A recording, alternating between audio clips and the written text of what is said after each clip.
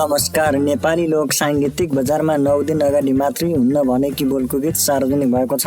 उक्त गीतको सुमधुर आवाजमा शक्ति कुमार गोदार र अस्मिता डल्लाकोटीको रहेको छ भने लय शब्द शक्ति कुमार गोदारले गरेका छन्। उक्त हुन्न भनेकी गीतको म्युजिक एरेन्जर सुनिल परियारले गरेका हुन् भने मिक्सिङ मास्टरिङ खडक बाजुरालीको रहेको छ।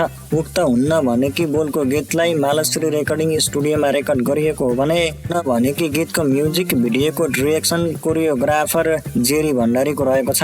उक्त गीतमा गायक गायिका शक्ति कुमार गोदार र अस्मिता डल्लाकोटीको उत्कृष्ट अभिनय रहेको देख्न सकिन्छ भने क्यामेरा डोरन राजेश घिमिरेले गरेका छन्।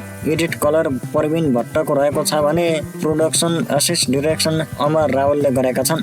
उक्त हुन्न भनेकी गीत माया प्रेममा आधारित रहेको छ। 9 दिन अगाडि मात्रै सार्वजनिक भएको उक्त हुन्न भनेकी बोलको गीतले 1,89,432 भ्युज प्राप्त गरेको छ। उक्त लोकप्रिय गीत यसै गीतकी गायिका अस्मिता डल्लाकोटीको अफिसियल युट्युब च्यानलबाट बजारमा सार्वजनिक भएको छ।